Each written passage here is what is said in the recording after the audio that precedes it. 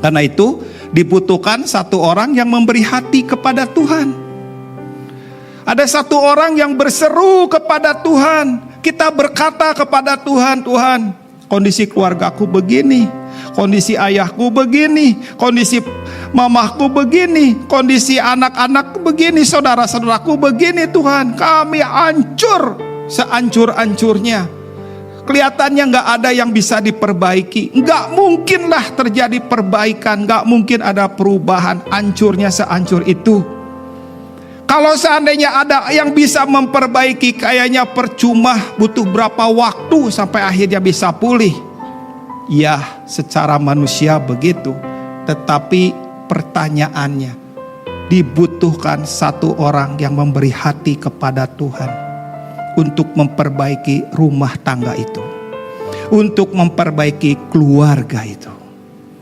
Rumah tangga sehancur apapun, kalau ada orang yang dengan hancur hati datang kepada Tuhan, dengan hati yang begitu penuh dengan beban, berseru kepada Tuhan, ini keluargaku Tuhan, ini keluargaku, aku menangisinya Tuhan, aku menangisi papaku, aku menangisi mamaku, aku menangisi adik kakakku Tuhan, aku menangisi mereka, aku berdoa untuk mereka. Disitulah, maka lihat, sama seperti tongkat Harun. Tongkat itu adalah tongkat yang paling tua. Tongkat itu tongkat mati. Tongkat itu gak berdaya apapun. Tetapi ketika tongkat itu ditaruh dalam hadirat Tuhan, tongkat itu akan bertunas. Amin. Saya percaya ketika tongkat itu, tongkat hidup kita diletakkan dalam hadirat Tuhan, kita sertakan Tuhan, kita bawa dalam doa, tongkat itu akan bertunas. Hidup kita juga sama. Hidup orang-orang yang kita kasihi dalam keluarga juga sama. Mereka akan bertunas di hadapan Tuhan. Mereka akan mengeluarkan daun. Mereka akan mengeluarkan batang. Mereka akan mengeluarkan buah. Kenapa? Karena itulah tongkat hidup mereka dibawa kepada Tuhan yang hidup. Siapa di sini yang mau memberikan hati untuk keluargamu? Apakah kita bisa melayani orang lain tetapi keluarga sendiri kapiran, gak keurus, bahkan mereka gak selamat? Apakah bisa? Apakah bisa anak orang lain kita urus, anak sendiri gak keurus? Mana bisa orang tua orang lain kita menuntunnya dengan lembut, kita melayaninya dengan lembut, orang tua sendiri di rumah gak keurus, ditanya juga enggak. Ketika kita mengatakan sesuatu juga dengan perasaan yang marah. Kenapa kok beda? Siapa yang punya hati untuk keluarga kita? Apakah orang lain yang akan punya hati? Disinilah satu pertanyaan yang serius. Siapa yang punya hati? Siapa yang memberi hati untuk keluarga kita masing-masing?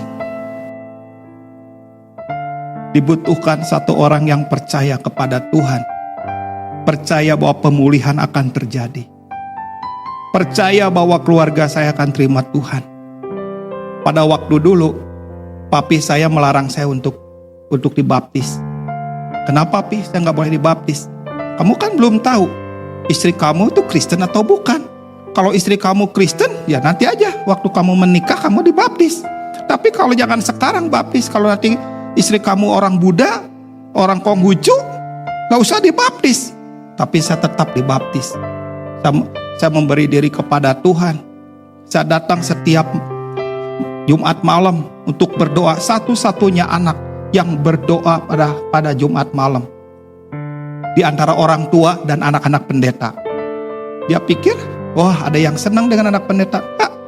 Gak senang dengan anak pendeta. Tetapi saya tahu Tuhan memakai saya, Tuhan memanggil saya. Saya pengen menjadi hamba Tuhan. Dan pada saat itulah saya percaya keluarga saya akan dijangkau oleh Tuhan. Satu demi satu ya Tuhan pulihkan. Satu demi satu Tuhan menuai mereka. Dan puji Tuhan, semua air mata, erangan, doa yang begitu malam-malam dinaikkan, subuh-subuh dinaikkan untuk keluarga. satu demi satu datang kepada Tuhan dan terima Tuhan. Itu yang terjadi. Karena itu dibutuhkan satu orang yang percaya kepada Tuhan. Maka seluruh keluargamu akan disembuhkan, akan dipulihkan, akan didamaikan, akan diberkati. Dan Tuhan harus memulai dengan satu orang. Siapa yang mau bayar harganya untuk bertobat? Siapa yang mau memberikan dirinya kepada Tuhan untuk keluarganya? Siapa yang punya hati menangisi keluarga? Disitulah dimulai dengan satu orang. Karena itu percayalah kepada Tuhan, kamu dan seisi keluarga kamu akan diselamatkan, kata Paulus. Bapak Ibu, perkara inilah perkara yang serius.